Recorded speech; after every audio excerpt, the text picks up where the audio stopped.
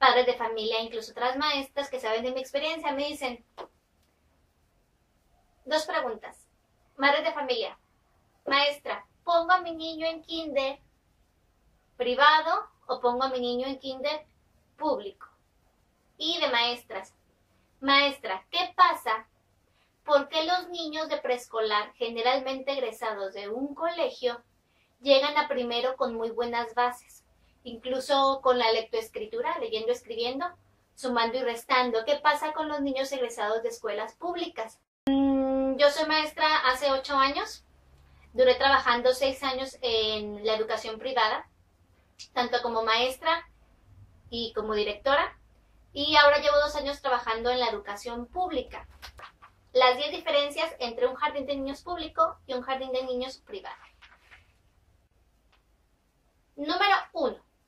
Primera diferencia, y esta, ojo para las mamás que trabajan. El horario del jardín de niños privado es generalmente más largo. En el jardín de niños donde yo trabajaba, entrábamos las maestras a las 7:30, iniciábamos clases a las 8 y los niños salían a la 1:30. ¿Por qué? Porque agregas clases extra como inglés, agregas clases artísticas, computación, y además les das un poquito más de peso fuera de la situación didáctica que estés viendo a lectoescritura y matemáticas. En la educación pública, nuestro horario es de 9 a 12. Las maestras entramos media hora antes y salimos media hora, 1 hora después. Dentro del horario también están los días efectivos de clase. En la educación privada no puedes suspender clase. Si tienes junta en supervisión, buscas una suplente. Si tienes, estás un poquito enferma, te lleva una incapacidad, buscas maestra suplente. Si no, si la incapacidad no es fuerte, te vas a trabajar. En la educación pública, aunque aún no cumplo con el horario, hay compromisos de reuniones, compromisos sindicales. Cuando uno se llega a accidentar o llega a faltar, el procedimiento para que manden a la persona que va a suplir a veces tarda y hay veces que los niños quedan sin clase en ese transcurso. Número 2. El número de niños. En la escuela privada, el mayor número de niños que yo trabajé fueron 18. 18 niños por salón. Tenía tiempo de atenderlos a todos, tenía los 200 días efectivos de clase y los horarios de 8 a 1:30. Los enseñando. En la educación, y pocas veces se da la mezcla de grupos en educación privada. En algunas escuelas o colegios sí, porque el número de niños es muy poco, pero si no, tienen los grados separados.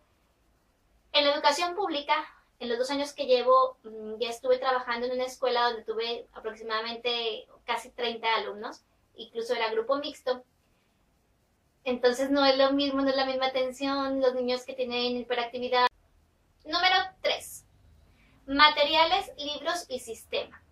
En la educación privada, cada colegio lleva un sistema porque tiene ciertos estándares que alcanzar a ciertos grados. También en la escuela pública, pero es mucho más subjetivo porque el programa de preescolar es muy flexible.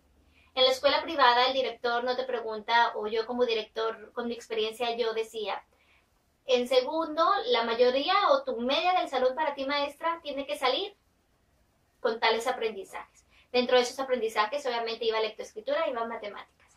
Entonces, en la educación pública no.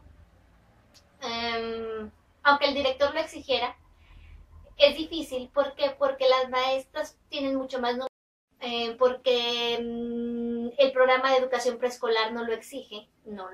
Entonces, la directora de escuela pública tampoco te lo puede exigir. Entonces, ahí la diferencia. A lo mejor hay un poquito más de presión en la escuela privada para los niños para aprender, para los papás. Dentro del sistema también van las tareas. Las tareas en los libros metódicas. En el colegio sabes que los lunes, que van a tener más carga de lectoescritura, los niños llevan tarea de lectoescritura. Y el director puede ir a checarte que hayas encargado la tarea de lectoescritura. Los martes tienes carga en pensamiento matemático. Los miércoles en inglés. Los jueves en exploración de conocimiento del mundo. Y en la escuela pública no te exigen que tengas que llevar tarea. Es de acuerdo también al director, pero no es una exigencia que tú tengas que dejar tarea. Alguien puede revisarte libros porque incluso no hay libros. Uno puede proponer a los padres unas fotocopias, puede proponer si ellos quieren, pueden, algún manual, pero no es obligatorio que para entrar al colegio tengan que adquirir. La siguiente es la exigencia del director y tu probable despido si no cubres con los requisitos que te están pidiendo, a diferencia de la escuela pública. En la escuela privada, obviamente el director se preocupa por mantener una calidad. ¿Por qué? Porque tiene competencia. ¿Por qué? Porque si hay competencia, los niños, los padres de familia se dan cuenta y se van a otra escuela, a otro colegio que ofrezca a lo mejor el horario extendido, que ofrezca clases. Y en la escuela pública, aunque hay escuelas que tienen más niños y la gente se pelea por entrar en esas escuelas, de todos modos las escuelas van a tener niños. ¿Por qué? Porque es escuela pública, porque si no pudieron entrar en aquella escuela pública que tiene cierto prestigio, van a entrar a la otra. Entonces, no es la misma exigencia y por lo tanto pudiera ser que el trabajo no estuviera tan sistematizado, porque no se intenta lograr un aprendizaje tan contable como se hace en la escuela privada, que incluso se aplican exámenes escritos a los niños. Siguiente es, para las escuelas privadas, aunque también tienen requisitos que cumplir con la SEP y hay carga administrativa, no es la misma carga administrativa que no con las escuelas públicas. En las escuelas públicas hay una carga que se nos exige de llenar formatos muy específicos para entregar a la secretaría y esto a veces pues nos quita tiempo en reuniones, nos quita tiempo en llenar datos con padres de familia.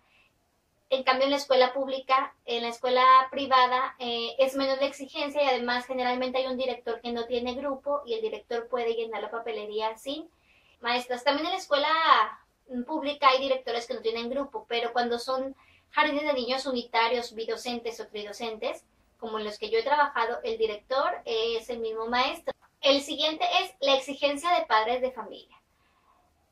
Es así, sería imposible que en un colegio el profesor o el director por alguna junta dijera que no hay clases. ¿Por qué? Porque se va a hacer fama de que suspenden rápido y los papás que trabajan, sobre todo las mamás, buscan el colegio porque saben que no que no se va a cerrar el colegio por juntas, que no se va a cerrar el colegio porque una maestra esté enferma. Entonces, los papás exigen eso, que en la escuela pública la exigencia de los padres es menor. Los maestros tienen una justificación para faltar cuando son reuniones, cuando hay un accidente, cuando hay visita del sindicato, etcétera. Y es común, sobre todo en el área rural, que a lo mejor el mero día se ponga no hay clases, los niños se regresan, o en la escuela de la ciudad un día antes, mañana no hay clases. En la escuela privada, si de algún día no va a haber clases por algún festival o algo, se avisa con semanas de anticipación para que los papás puedan organizar su tiempo quién les va a cuidar a los niños. ¿Sí? Entonces, la exigencia de los padres, tanto en asistencias como en tareas. Me pasaba que, maestra, veo que el niño avanza en el libro, pero no avanza en conocimiento. Yo le pregunto y el niño no sabe. Y en la escuela pública sí hay padres que se acercan, pero generalmente están más enfocados al que los niños estén bien cuidados, a que no se accidenten, a que coman, no tanto en que, oiga maestra, veo que el niño está haciendo el trazo así o no. Es más como, si ven más a la escuela como un lugar a veces pues de cuidado y aprendizaje social más que de aprendizaje intelectual. Una pregunta, ¿hay diferencia entre materiales que manejan los niños entre instalaciones o recursos? Sí y no. Si les digo que sí, van a pensar que en el colegio las instalaciones son de primer nivel, tiene cada salón su baño y no necesariamente. Incluso ha habido veces que las escuelas están mucho mejor equipadas con mejor mobiliario, con más materiales educativos que los colegios. Tiene que ver mucho cómo la maestra utilice los materiales. Aquí tiene que ver mucho incluso que a las escuelas públicas les llega apoyos a veces de programas como escuelas de calidad o de CONAFE, les llegan muebles, les llegan juegos, y a las escuelas privadas, desgraciadamente la escuela privada subsiste con mucho esfuerzo para ir creciendo con únicamente las colegiaturas, porque los programas que existen para mejorar la educación son únicamente para las escuelas.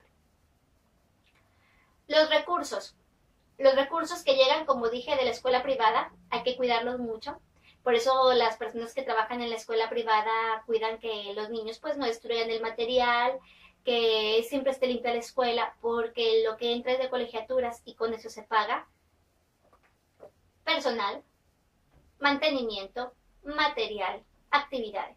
Y en la escuela pública la secretaría paga el personal, pero los recursos, todo para el mantenimiento y la infraestructura de la escuela es con las cuotas de padres de familia.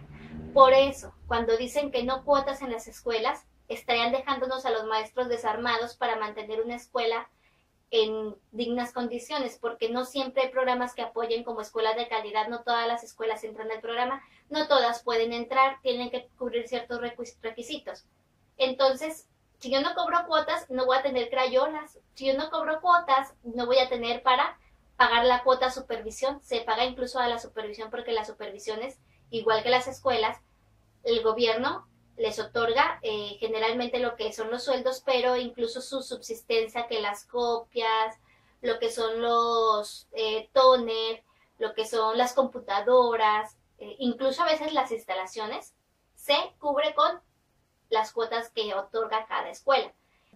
Pues por eso que a veces en las escuelas públicas, pues si te piden y hacen muchas actividades y kermeses y esto, porque ya se te destruyó el techo, porque ya se te descompuso el baño, ¿y de dónde sale? Pues de lo que aportan los padres de familia de la kermés. Siguiente es los comités de padres de familia. En las escuelas públicas el comité tiene mucho más injerencia e incluso la tesorera porque es quien maneja el dinero. Esto es un buen sistema porque ayuda a que a lo mejor los profesores o los directores pues puedan rendirle cuentas a los padres con lo que hace con las cuotas. Pero obviamente exigen mucho tiempo de ayuda de parte del tesorero, el presidente de padres de familia, de los vocales y mucha participación de ellos. Puedes formar el comité, pero no puedes obligar a que los padres estén integrados y que te estén ayudando en cuotas, que te estén ayudando en eventos, porque ellos están pagando una colegiatura. Entonces se invita y siempre hay padres que quieren participar. ¿Por qué? Porque les gusta ver cómo trabajan las maestras, asegurarse que los niños estén, que las maestras estén haciendo también buen trabajo, porque muchas veces pues están dentro de la escuela. Pero se involucran mucho menos en la toma de decisiones. En un colegio la decisión es más autoritaria y en una escuela pública se tiene que formar el comité, se tiene que hacer asamblea, por lo que las decisiones son más democráticas. Los sueldos. Vamos a explicar, muchas veces la gente me dice, ¿por qué estás trabajando tan lejos en esa comunidad rural? Aquí hay colegios. Yo estuve trabajando en un colegio. Digo, pues claro que porque las prestaciones y los sueldos son mucho más altos en la escuela pública. Además, tienes una semipermanencia ahora con la reforma educativa en tu lugar de trabajo.